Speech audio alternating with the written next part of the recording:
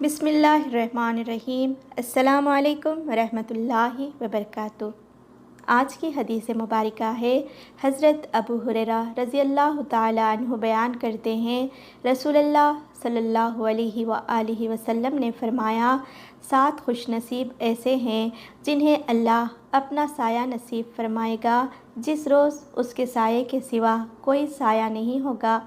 आदिल हुक्मरान, वो नौजवान जो अल्लाह की इबादत में परवान चढ़ा, वो आदमी जिसका दिल मस्जिद के साथ मुअल्लक़ है, जब मस्जिद से निकलता है तो वो मस्जिद से लाताल्लुक़ नहीं रहता हत्ता कि वो वहाँ लौट जाता है।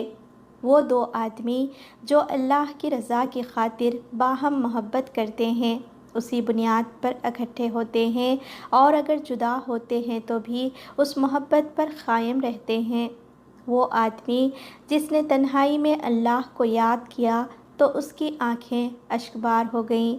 वो आदमी जिसे हस्ब जमाल वाली दोशीज़ा ने बुराई की दावत दी तो उसने कहा, मैं अल्लाह से डरता हूँ।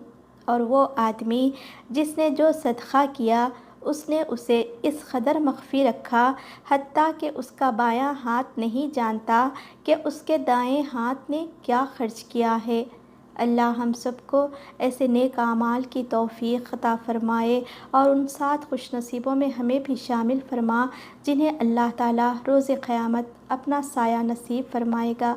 आमीन।